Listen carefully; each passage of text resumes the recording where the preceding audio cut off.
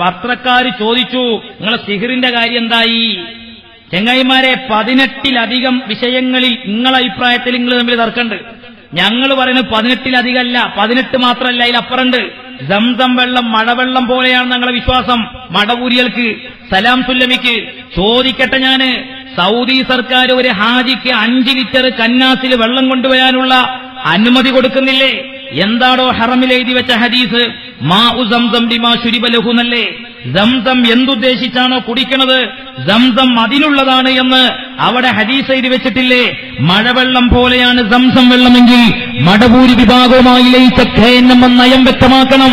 44 നദികൾ ഒഴുകുന്ന കേരള സംസ്ഥാനത്തിലേക്ക് എന്തിനാണ് മുജാഹിദ് പ്രസ്ഥാനം സംസം വെള്ളവുമായിട്ട് കടന്നു വരുന്നത്?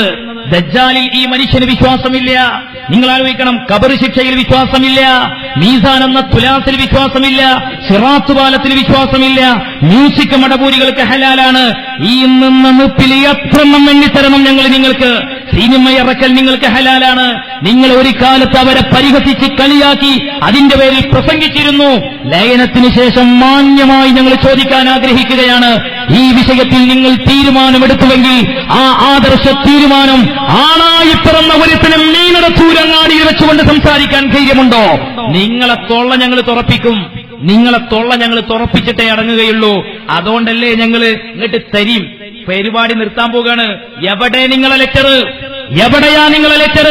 അവിടെയാണ് ആണത്വം നിങ്ങൾക്ക് കാണേണ്ടത്, അവിടെയാണ് നിങ്ങൾ കാണത്വം കാണേണ്ടത്. മങ്കൂസ് മൗലിദ് എഴുതിയത് ശൈത്താനായിട്ട് ചിത്രീകരിച്ച്, അതിലുള്ളത് ഖുർആനിന് വിരുദ്ധമാണെന്ന് ചിത്രീകരിച്ച് ഇവിടെ വാചകമടിച്ചുപോയവരുടെ വിഭാഗത്തോടെയാണ് ഞങ്ങൾ വെല്ലുവിളിക്കുന്നത്. ഈ സമയമത്രമേയായിട്ടും ഈ മഹാനായ സുൽത്താനുൽ ഉലമ കാന്തപുരം ഉസ്താദിന്റെ മക്കളെ കയ്യിൽ എഴുത്തുകൊണ്ടുവരാൻ ആണായി പിറന്ന ഒരുത്തനും കേരളത്തിൽ നിന്ന് ജീവിച്ചിരിപ്പില്ല എന്ന് നിങ്ങൾ മനസ്സിലാക്കിക്കോളേ.